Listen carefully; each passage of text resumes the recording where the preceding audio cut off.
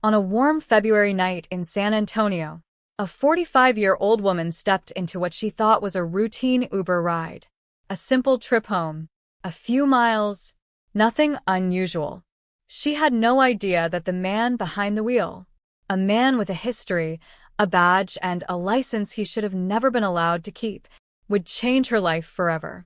Tonight, this is the disturbing case of Luis Alberto de Leon Jr., a former police officer, an Uber driver, and now a man facing serious felony charges.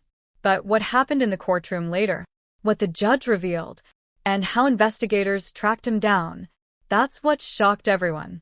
It was supposed to be a safe ride home from a bar on Thousand Oaks. The passenger sat in the back seat, exactly where safety experts recommend. But then, the Uber driver told her something odd. He ordered her to sit in the front seat with him. She refused. Rightly so. That's when the situation turned terrifying. The driver, later identified as 30-year-old Luis de Leon, stopped the car, turned around, and climbed into the back seat with her.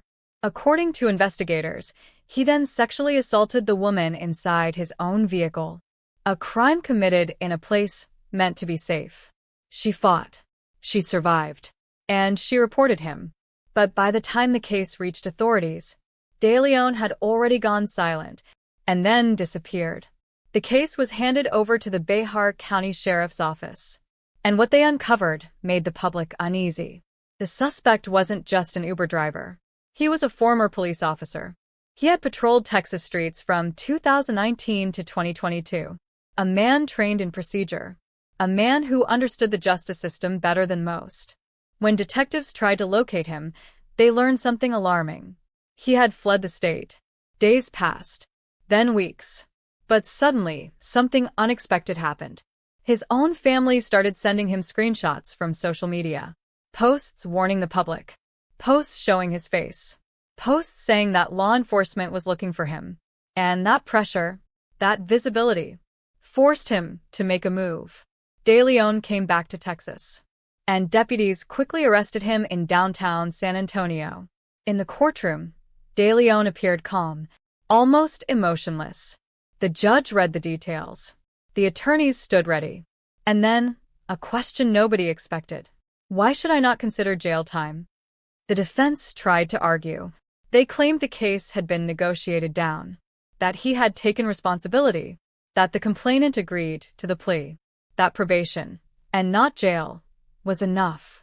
But the judge wasn't convinced. She pressed deeper, especially when his job came up. De Leon claimed he was a district manager for a security company, a job where trust matters, where entering customers' homes might be required. The judge stopped him cold. You are not allowed to enter anyone's home. And if your job requires it, you must tell them what you're on probation for. The courtroom fell silent. This was no ordinary sentencing.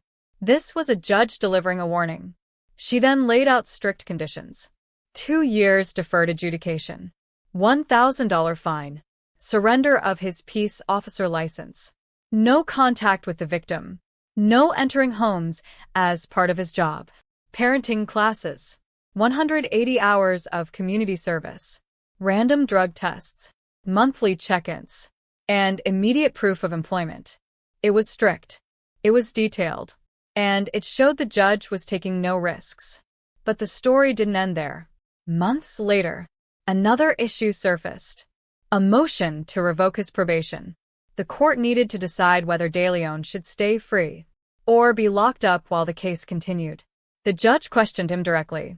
Did he fail to appear in September? Did he violate conditions?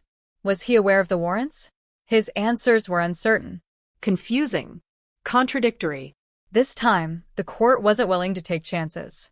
The judge set a $75,000 bond and added GPS monitoring, allowing him to leave home only to meet his lawyer. No errands. No stops. No exceptions. One wrong move, and he would go straight back to jail. Scene 5. Warning to the public. 5:40 to 6:35. Sheriff Salazar later issued a chilling message.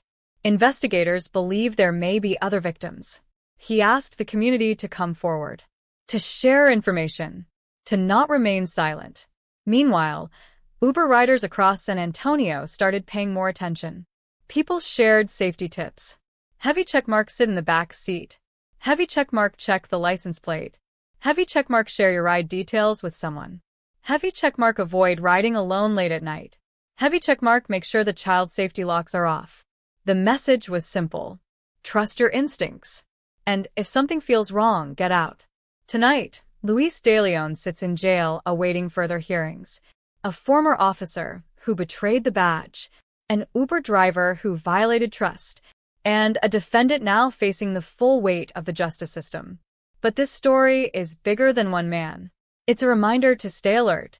A reminder that predators can hide behind uniforms, badges, jobs, and even behind the wheel of a rideshare car.